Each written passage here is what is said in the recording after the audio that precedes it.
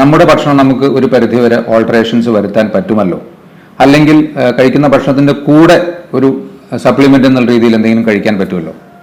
അപ്പൊ ആ രീതിയിൽ ഹെയർ ഗ്രോത്തിനും ഹെയറിന്റെ മെയിൻ്റനൻസിനും ഒക്കെ തന്നെ ഏറ്റവും ബെനിഫിഷ്യൽ ആയിട്ടുള്ള കുറച്ച് വൈറ്റമിൻസ് ഏതൊക്കെയാണെന്നും അത് നിങ്ങൾക്ക് ഈസിലി എങ്ങനെ അവൈലബിൾ ആവും എന്ന് നോക്കാം.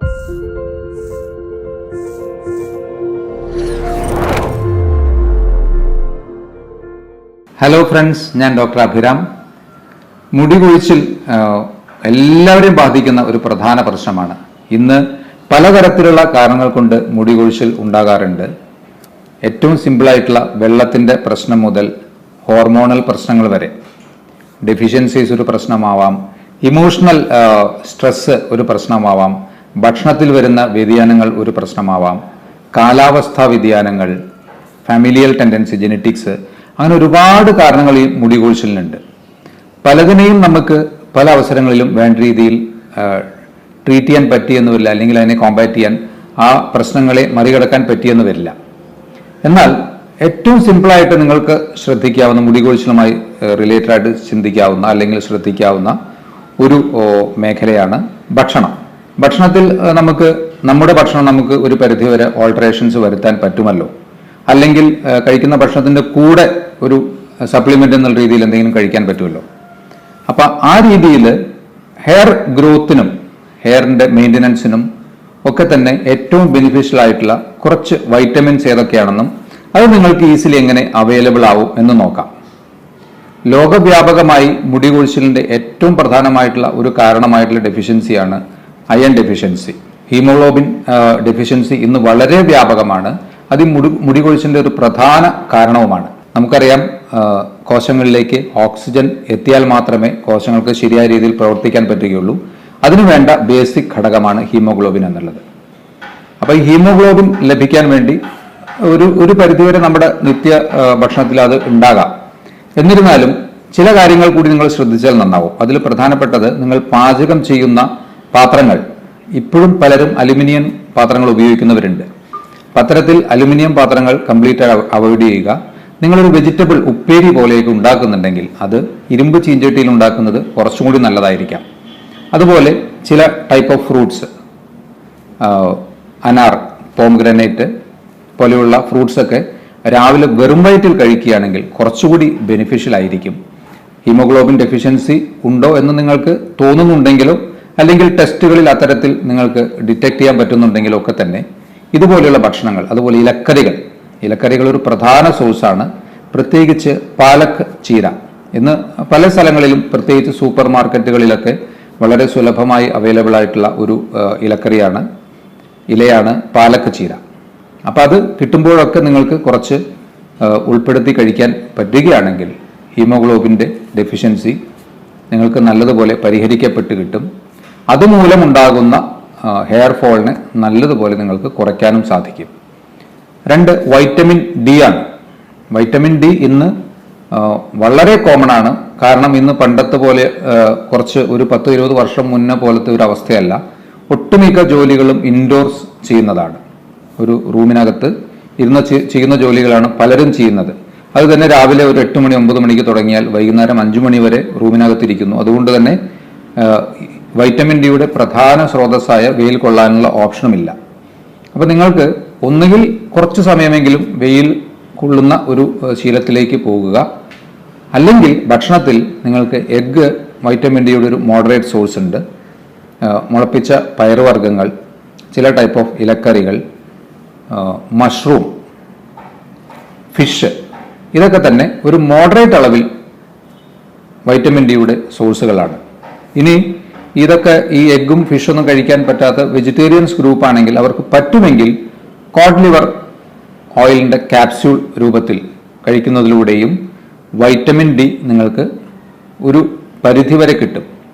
അതിൻ്റെ കൂടെ തന്നെ നിങ്ങൾക്ക് പറ്റുമെങ്കിൽ കുറച്ച് സമയമെങ്കിലും വെയിലും കൊള്ളുക. അപ്പോൾ വൈറ്റമിൻ ഡി ഹെയർ ഗ്രോത്തിന് പറ്റുന്ന വേറെ നല്ല ഒരു വൈറ്റമിനാണ്. അപ്പോൾ ഇപ്പോൾ ഹെയർ ഫോളുമായിട്ട് വരുന്ന നല്ലൊരു വിഭാഗം ആൾക്കാരെയും ലാബ് ടെസ്റ്റ് ചെയ്യുമ്പോൾ വൈറ്റമിൻ ഡി വളരെ ഡെഫിഷ്യൻ്റ് ആയിട്ടാണ് കാണാറുള്ളത്.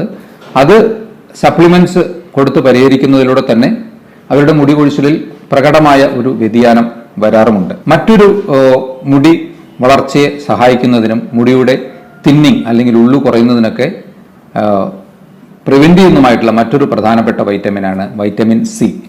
വൈറ്റമിൻ സി നമുക്ക് ഏറ്റവും ഈസിലി നമ്മുടെ നിത്യജീവിതത്തിൽ ഒരുപാട് ഭക്ഷണങ്ങളിലൂടെ കിട്ടുന്നുണ്ട്. കുറച്ചുകൂടി എക്സ്ട്രാ വൈറ്റമിൻ സി നിങ്ങൾക്ക് ഡെഫിഷ്യൻസി വരാതിരിക്കുക എന്ന രീതിയിൽ കണക്കാക്കുകയാണെങ്കിൽ ഏറ്റവും സിമ്പിളായിട്ട് ഒരു പേരയ്ക്ക ദിവസം, 1-2 നെല്ലിക്ക ദിവസേന, അതുപോലെ തന്നെ ചെറുനാരങ്ങ, ഓറഞ്ച്, സിട്രസ് ആയിട്ടുള്ള പുളിരസമുള്ള ഫ്രൂട്ട്സ് കൂടുതലായിട്ട് കഴിക്കുന്നതിലൂടെ വൈറ്റമിൻ സി ഈസിലി നിങ്ങൾക്ക് കിട്ടുന്നു. ഈ വൈറ്റമിൻ സി ശരിക്ക് ഏറ്റവും ബെസ്റ്റ് ആയിട്ടുള്ള ഒരു ആന്റി ഓക്സിഡന്റ് ആണ്. അതായത് ശരീരത്തിന് പല അവസരങ്ങളിലും മാനസികവും അറ്റ്മോസ്ഫറിക്കലും ഭക്ഷണത്തിലൂടെയൊക്കെ നേരിടേണ്ടി വരുന്ന ഓക്സിഡേറ്റീവ് സ്ട്രെസ്സിനെ നല്ലതുപോലെ പരിഹരിക്കാൻ പറ്റുന്ന ഒരു ഗ്രൂപ്പ് ഓഫ് ഭക്ഷണമാണ് ആന്റി ഓക്സിഡൻസ്. അപ്പോൾ ഏറ്റവും ആന്റി ഓക്സിഡന്റ് റിച്ച് ആയിട്ടുള്ള ഒരു ഗ്രൂപ്പ് ഓഫ് വൈറ്റമിനാണ് വൈറ്റമിൻ സി. സിട്രസ് ഫ്രൂട്ട്സിൽ ധാരാളമായി വൈറ്റമിൻ സി ഉണ്ട്. പേരയ്ക്ക ഏറ്റവും നല്ലൊരു സോഴ്സാണ്. ഈ വൈറ്റമിൻ സി ശരിക്കും പറഞ്ഞാൽ അയൺ അബ്സോർപ്ഷനെയും സഹായിക്കുന്നുണ്ട്. അയണിന്റെ ശരിയായിട്ടുള്ള അബ്സോർപ്ഷനും വൈറ്റമിൻ സിയുടെ സാന്നിധ്യവും ആവശ്യമാണ്. വൈറ്റമിൻ സി നിങ്ങൾ കുറയാതെ നോക്കുക. അതും ഹെയർ ഗ്രോത്തിനെ പ്രൊമോട്ട് ചെയ്യാൻ പറ്റുന്ന ഒരു നല്ല ഓപ്ഷനാണ്. വേറൊരു വൈറ്റമിനാണ് വൈറ്റമിൻ ഇ. വൈറ്റമിൻ ഇ പലതരത്തിലുള്ള ഹെയർ ഓയിൽ ആപ്ലിക്കേഷൻസിലും അതുപോലെ തന്നെ സ്കിൻ ആപ്ലിക്കേഷൻസിലും ഒക്കെ അതിൻ്റെ ഒരു ഘടകമുണ്ടാകാം. അതും നല്ല ഒരു ആന്റി ഓക്സിഡന്റ്, ആന്റി ഇൻഫ്ലമേറ്ററി പ്രോപ്പർട്ടിയുള്ള ഒരു വൈറ്റമിനാണ്. അത് നിങ്ങൾക്ക് ഈസിലി കിട്ടാവുന്ന കാര്യങ്ങളാണ്. ഇലക്കറികൾ ഒരു സോഴ്സാണ്. പിന്നെ നട്ട്സിൽ ബദാം നല്ലൊരു സോഴ്സാണ്. നിങ്ങൾ ദിവസേന ഒരു 5 ബദാം രാത്രി വെള്ളത്തിലിട്ട് നെക്സ്റ്റ് ഡേ മോർണിംഗ് ആ ഒരു 5 ബദാം തൊലി കളഞ്ഞ് കഴിക്കുകയാണെങ്കിൽ അത് നല്ലൊരു വൈറ്റമിൻ ഇയുടെ സോഴ്സാണ്. അതുപോലെ തന്നെ നിലക്കടല നല്ലൊരു സോഴ്സാണ്. നമുക്ക് ഈസിലി ഇതൊക്കെ പരിഹരിക്കാൻ പറ്റും. അപ്പോൾ വൈറ്റമിൻ ഇയും നല്ല ഒരു മുടി വളർച്ചയ്ക്ക് സഹായിക്കുന്ന ഒരു വൈറ്റമിനാണ്. വൈറ്റമിൻ ഇ ക്യാപ്സ്യൂൾസ് ഒക്കെ നമ്മുടെ ഹെയർ ഓയിലിൽ മിക്സ് ചെയ്തിട്ടോ അല്ലെങ്കിൽ ഡയറക്റ്റ് ആയിട്ടോ ഒക്കെ തന്നെ ഈ മുടി ഗ്രോത്തിന് വേണ്ടി പലരും അപ്ലൈ ചെയ്യാറുണ്ട്.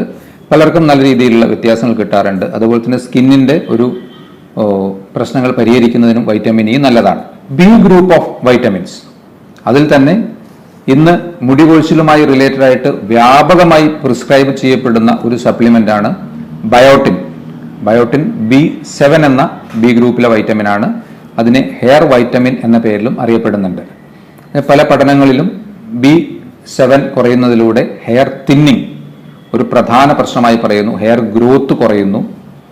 അതുപോലെ തന്നെ കെരാറ്റിൻ ഇവയുടെയൊക്കെ ഉൽപാദനത്തിനും വൈറ്റമിൻ B7 നല്ലതുപോലെ സഹായിക്കുന്നുണ്ട്. അപ്പോൾ ആ B7 കുറച്ച് കൂടുതൽ ഉൾപ്പെടുത്തിയാലും കുഴപ്പമില്ല. കാരണം അത് ബി ഗ്രൂപ്പിൽപ്പെട്ടത് വാട്ടർ സൊല്യൂബിൾ ആണ്. അപ്പോൾ കുറച്ച് കൂടിയാലും അത് ശരീരത്തിന് കാര്യമായ ദോഷമൊന്നും ചെയ്യുന്നില്ല. എന്നാൽ വൈറ്റമിൻ B7 സപ്ലിമെന്റ്സ് മാത്രം അധികമായി കഴിക്കുന്നതിലൂടെ ചിലപ്പോൾ നിങ്ങൾക്ക് ചില ലബോറട്ടറി ടെസ്റ്റുകൾ ചെയ്യുമ്പോൾ, പ്രത്യേകിച്ച് തൈറോയ്ഡ് ഫംഗ്ഷൻ ടെസ്റ്റൊക്കെ ചെയ്യുമ്പോൾ അതിൽ ഓൾട്രേഷൻസ് ഈ വൈറ്റമിൻ B7 സപ്ലിമെന്റ്സ് മാത്രമായി കഴിക്കുകയാണെങ്കിൽ വരാമെന്ന് പറയാറുണ്ട്. അതുകൊണ്ട് നാച്ചുറൽ സോഴ്സസ് ആയിട്ടുള്ള മാർഗങ്ങൾ തന്നെയായിരിക്കും ഈ B7ഉം കുറച്ചും കൂടി നന്നാവുക. B7ന്റെ സോഴ്സായിട്ട് ഫിഷ്, പയർവർഗ്ഗങ്ങൾ, അവക്കാഡോ എന്ന ഫ്രൂട്ട്, ബട്ടർ ഫ്രൂട്ട് എന്നറിയപ്പെടുന്ന ആ ഫ്രൂട്ട് നല്ലൊരു സോഴ്സാണ്. ഒരുപാട് ന്യൂട്രീഷണൽ പ്രോപ്പർട്ടീസ് ഉള്ള ഒരു ഫ്രൂട്ടാണ്. അതുപോലെ തന്നെ നോൺ വെജിറ്റേറിയൻസിനാണെങ്കിൽ ഫിഷ്, ബീഫ്, പ്രത്യേകിച്ച് അതിൻ്റെ ലിവർ, പോർക്ക്, ഇതൊക്കെ തന്നെ B7ന്റെ നല്ല സോഴ്സസ് ആണ്. ഇത്തരത്തിലുള്ള എന്തെങ്കിലുമൊക്കെ നിങ്ങളുടെ ഭക്ഷണത്തിൽ റെഗുലറായിട്ട് ഉൾപ്പെടുത്തിയാൽ അതിൻ്റെ ഒരു പ്രശ്നം പരിഹരിക്കപ്പെട്ട് കിട്ടും. വളരെ അമിതമായ മുടി കൊഴിച്ചിലുള്ള ഒരു അവസ്ഥയാണെങ്കിൽ ചെറിയ രീതിയിലുള്ള ബയോട്ടിൻ സപ്ലിമെന്റ്സ് ട്രൈ ചെയ്ത് നോക്കാവുന്നതാണ്. പക്ഷെ ലോങ് ടേമിൽ അത് എടുക്കണ്ട എന്നുള്ളതാണ് സജഷൻ. നാച്ചുറൽ മെത്തേഡ്സിലേക്ക് തിരിച്ചു വരിക. ആ ഒരു മേ ബി ഒരു 15 days 1 month ആ ഒരു സപ്ലിമെന്റ്സ് കഴിച്ച് എന്തായാലും ആ ഡെഫിഷ്യൻസി ആണെങ്കിൽ നല്ല രീതിയിൽ ഈ മുടി കൊഴിച്ചിൽ പരിഹരിക്കപ്പെട്ട് കിട്ടും. സിങ്ക് ആൻഡ് സെലീനിയം, ഈ 2 വൈറ്റമിൻസിന്റെ കുറവ് കൊണ്ടും മുടി കൊഴിച്ചിൽ ഉണ്ടാകാനുള്ള സാധ്യതയുണ്ട്. ഈ സെലീനിയം പ്രത്യേകിച്ച് തൈറോയ്ഡ് ഫംഗ്ഷനെയൊക്കെ നല്ലതുപോലെ സഹായിക്കുന്ന ഒരു വൈറ്റമിനാണ്. നമുക്കറിയാം ഹൈപ്പോ തൈറോയിഡിസത്തിൽ മുടി കൊഴിച്ചിൽ വളരെ വ്യാപകമായി കാണാറുണ്ട്. PCOD, ഹൈപ്പോ തൈറോയിഡിസം, ഇത്തരത്തിലുള്ള ഹോർമോണൽ പ്രശ്നങ്ങളിലൊക്കെ തന്നെ പ്രധാനപ്പെട്ട ഒരു സിംറ്റമായിട്ട് വരുന്നത് മുടി കൊഴിച്ചിലാണ്. അതുകൊണ്ട് സിങ്ക്, സെലീനിയം കുറയാതെ നോക്കുക. അതിന് നിങ്ങൾക്ക് സിങ്കിൻ്റെയും സെലിനിയത്തിൻ്റെയൊക്കെ ഏറ്റവും നല്ല സോഴ്സായിട്ട് നമുക്ക് സീ ഫുഡ് ഏറ്റവും നല്ലൊരു ഓപ്ഷനാണ്. പ്രത്യേകിച്ച് ഷെൽഫിഷ്, ഞണ്ട്, ചെമ്മീൻ, അതൊക്കെ സിങ്കിൻ്റെയൊക്കെ നല്ല സോഴ്സാണ്. അതുപോലെ പയർവർഗ്ഗങ്ങൾ, ബീൻസ് പോലെ പയർ പോലെയുള്ള പയറുവർഗ്ഗങ്ങളും നല്ല സോഴ്സാണ്. വെജിറ്റേറിയൻസിനും അത്തരത്തിൽ ഉപയോഗിക്കാവുന്നതാണ്.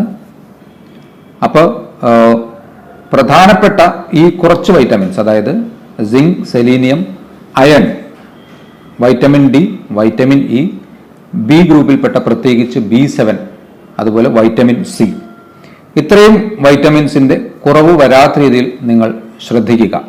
ഇതിൻ്റെ കൂടെ നിങ്ങൾക്ക് മറ്റു ഹോർമോണൽ പ്രശ്നങ്ങൾ എന്തെങ്കിലും ഉണ്ടെങ്കിൽ അതുകൂടി പരിഹരിക്കുക. വളരെ അധികമായിട്ടുള്ള മുടി കൊഴിച്ചിലുണ്ടെങ്കിൽ ചില ഹെയർ ഓയിൽ പ്രിപ്പറേഷൻസ് നല്ലതുപോലെ ഗുണം ചെയ്യാറുണ്ട്.